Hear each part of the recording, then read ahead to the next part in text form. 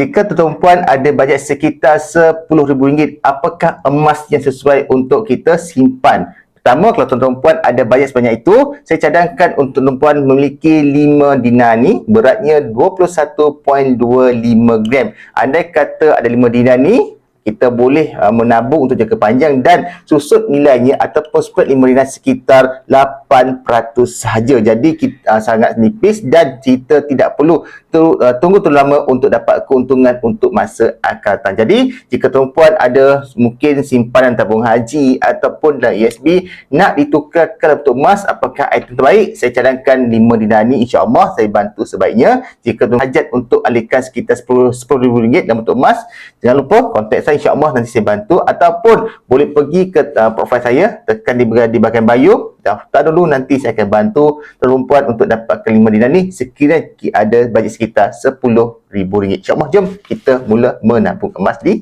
Family Gold.